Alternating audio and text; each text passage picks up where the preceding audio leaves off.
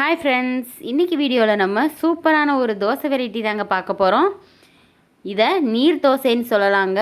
இந்த தோசைக்கு நீங்கள் முதல் நாளே ஊற வச்சு அரைச்சி புளிக்க வைக்கணுங்கிற அவசியம் இல்லை, உளுந்தே தேவையில்லைங்க. ஆனால் சூப்பர் சாஃப்டாக வரும். வாங்க இதை எப்படி பண்ணுறதுன்னு வீடியோவில் போய் பார்க்கலாம்.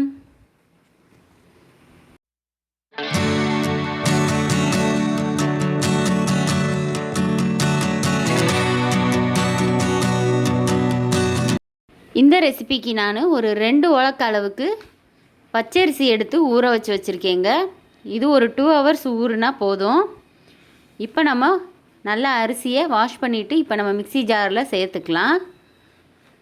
இந்த தோசைக்கு கூடுதல் டேஸ்ட்டுக்காக தேங்காய் சேர்த்து அரைக்க போகிறோங்க.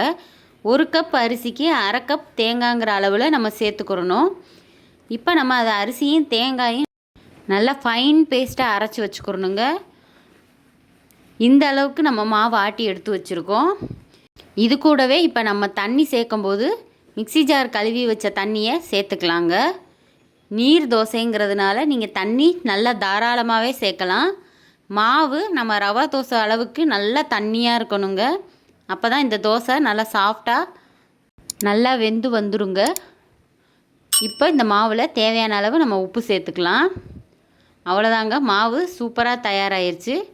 இந்த தோசைக்கு நம்ம டேஸ்டியான கார சட்னி ஒன்று ரெடி பண்ண போகிறோம். அதுக்கு ஒரு கடாயில் 2 டேபிள் ஸ்பூன் நல்லெண்ணெய் விட்டுருக்கேங்க. ஒரு 20லேருந்து 25 சின்ன வெங்காயம் சேர்த்துருக்கேன். ஒரு 10 பல்லு பூண்டு சேர்த்துக்கலாங்க. இந்த வெங்காய சட்னி தாங்க இந்த தோசைக்கு சூப்பர் டேஸ்ட்டாக இருக்கும். இது கூடவே காரத்துக்கு தகுந்த அளவு வரமிளகா, ஒரு பெரிய நெல்லிக்காய் அளவுக்கு புளி சேர்த்துருக்கேங்க. இது எல்லாத்தையும் நல்லா வதக்கிக்கிறலாம்.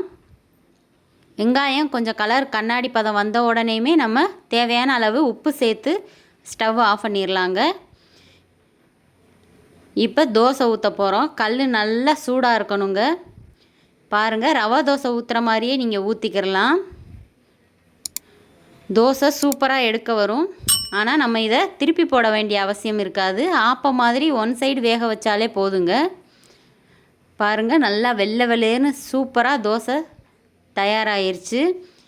திடீர்னு நம்ம வீட்டில் இட்லி தோசை மாவு இல்லைங்கிற நேரத்தில் இந்த மாதிரி 2 ஹவர்ஸில் ஊற வச்சு நம்ம தயார் பண்ணி சூப்பரான டேஸ்டியான நீர் தோசை சாப்பிட்லாங்க. கண்டிப்பாக நீங்கள் இதை ஒரு தடவை ட்ரை பண்ணி பாருங்கள்.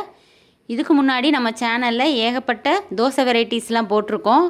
அதோட லிங்க்கெல்லாம் நான் டிஸ்கிரிப்ஷனில் கொடுக்குறேன், மறக்காமல் செக் பண்ணி பாருங்கள். தோசை சூப்பராக ஊற்றி எடுத்தாச்சுங்க. இப்போ நம்ம அரைச்சி வச்ச சட்னியோடு இதை சர்வ் பண்ணிடலாம்.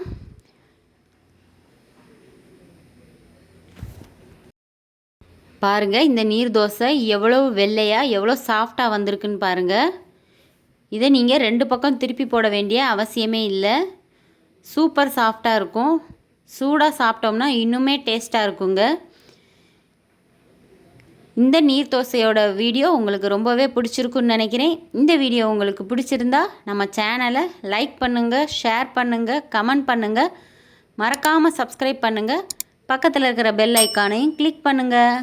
தேங்க்யூ.